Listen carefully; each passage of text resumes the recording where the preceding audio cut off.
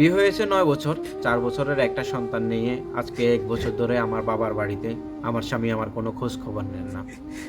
TikTok live এবং কি টিকটকে গিফটার হয়েছেন তিনি নাকি শুনেছি লোকের মুখে।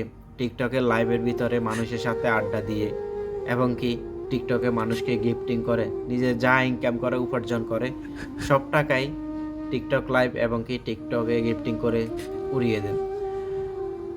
আমার সন্তানের কোনো খোঁজ খবর নেন না। এমনই একটা ঘটনা দুবাই প্রবাসী ভাইয়ের বউয়ের গল্পটা, যে বিয়ে হয়েছে ৯ বছর ধরে, ৪ বছরের একটা সন্তান। ৯ বছরের ভিতরে তিনি মাত্র একবারে বাড়িতে আসছেন। এরপর থেকে আসার পরে যখন গিয়েছেন, যাওয়ার পর থেকেই তিনি ঠিক মতোই বাড়িতে কোনো টাকা পয়সা দেন না। প্রথমত ভালো ব্যবহার, ভালো সংসার চলছিল আমাদের বিয়ের প্রথম ৫টা বছর। বাকি ৪ বছর আমার জীবনটা খুবই করুণভাবে চলতেছে।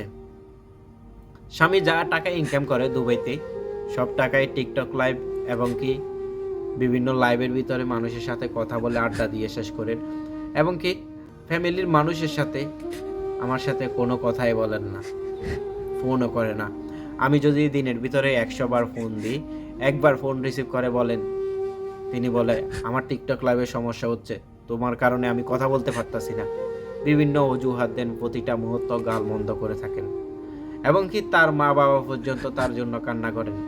তার ছেলে এভাবে নষ্ট হয়ে যাওয়া গিয়েছে শুধুমাত্র টিকটক লাইভের কারণে। শুধু আমার না, এমনই শত শত প্রবাসীর বউ জীবন শেষ করে ফেলতেছে। কারণ প্রবাসীরা টিকটক লাইভের ভিতরে গিয়ে, বিভিন্ন লাইভের ভিতরে গিয়ে যা কাজগুলো করতেছে, নিজেরা দিনে যা ইনকাম করেন সব টাকা টিকটকের লাইভে বিভিন্ন মেয়েদেরকে গিফটিং করে উড়িয়ে দিচ্ছে। পরবর্তীতে ওই মেয়েদেরকে নিয়ে পার্সোনাল কথা বলেন, তাদেরকে সময় দেন, অথচ নিজের স্ত্রী সন্তান দেশে থাকার পরেও তাদের সাথে কথা বলার সময় হয়ে ওঠে না, একটা ফোন দেন না। তো আজকে এতটুকুই, বাকি গল্পটা পার্ট আপনাদেরকে জানাবো শীঘ্রই।